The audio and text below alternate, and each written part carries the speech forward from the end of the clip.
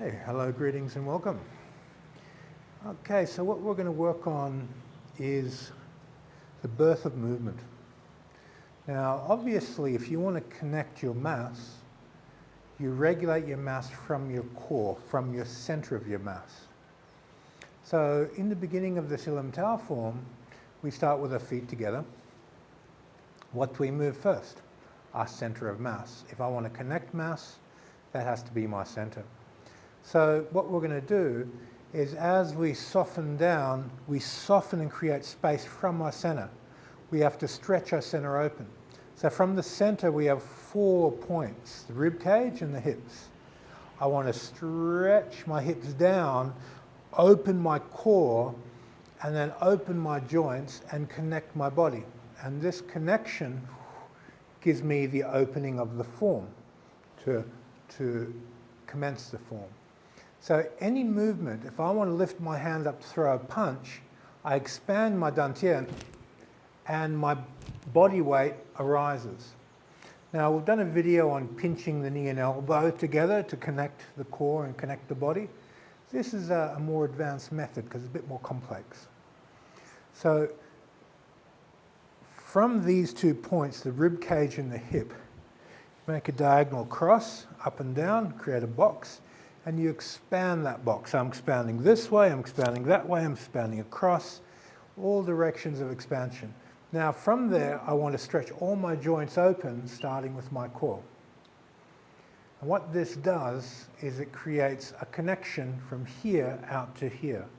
And now as I sink, I draw a straight line up to where I want my hand to go, if it's a punch, if it's a connection to an incoming force for an intercept, I draw a straight line. So I'm not swinging my arms on a curve, I'm creating a slight bend and then putting my hands on a relatively straight line out to the object. If I was to use a curve, I wouldn't be able to drop my elbow to get the amount of connected mass I want. It wouldn't be as fast. So from here to here, I'm dropping from the core and creating a relatively straight line. I'm not doing a curved line, I'm bringing it into a straighter line. Now of course it can't be perfectly straight, but relatively straight. So the start of your form is the birth. You expand from that point, open the joints, connect your mass, and then relax underneath and stretch your hands out. You can do that fast with a double punch. Do it slow with a very, very connected stretch.